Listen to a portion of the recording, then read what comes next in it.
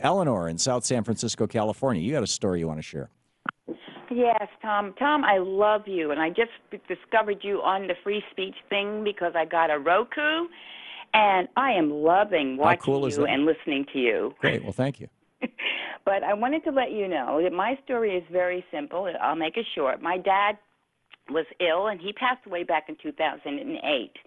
And during I guess, going through these processes that he had to go through toward the end of his life, he was worrying. He told me, I don't have any money, and I'm afraid that none of my bills are going to be paid. So in order to make him feel better, to allay his fears, I went right in front of him. I called Verizon and said I would like to pay my father's telephone bill. So that and he was listening, and I paid it over the phone with my debit card. And I did it that month, and I automatically did it the next month, too, just to keep things even for him. Right. Well, when he passed away, I had already paid the previous month's bill. The next month's bill. Right. Prior to his death. So I called them, and I said, I need to do two things. I need to cancel his account, and I need to get a refund for the last payment I made because it covered the following month. Right, and he's not here anymore. So, and he's no longer, he passed away, blah, blah, blah, blah, blah. I laid it out quite easily for this young lady to handle.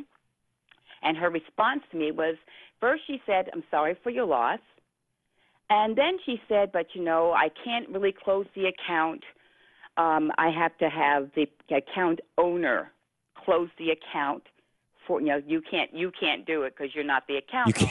Yes, so we have to get a psychic on the line to talk to your dead dad. Is that? Well, that was it. I said, okay. I said, maybe you didn't hear me. I said my father is no longer here. My father died in April. Yeah, I understand, she said, but you have to understand, we have a procedure. I said, he's dead.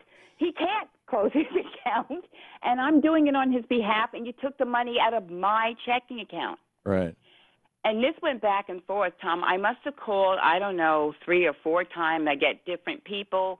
I got the same response for, I think, 2 or 3. So, in essence, she was saying, not only are we not going to refund your last month, we're not even going to cancel the account. We're going to continue billing you. Do it. Exactly. And I kept getting bills. I think I got bills 6 months after that. But I never got my money back. Wow.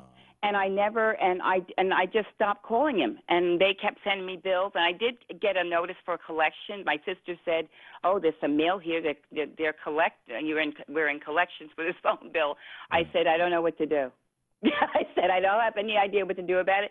I have no power beyond this lifetime, so I can't do anything about this. So just leave it." And same with me. My credit was ruined. My father, posthumously, his credit was ruined.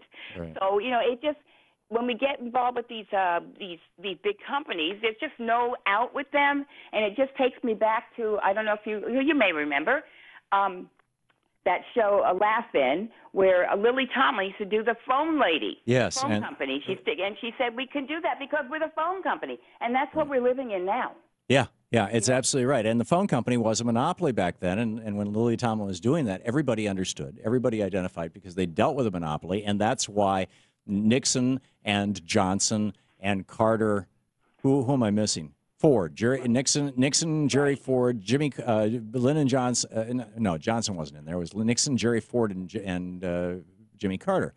That's how long it took to break up AT&T. It was 3 presidential administrations, but we finally said enough already, and Lily Tomlin had to retire the routine.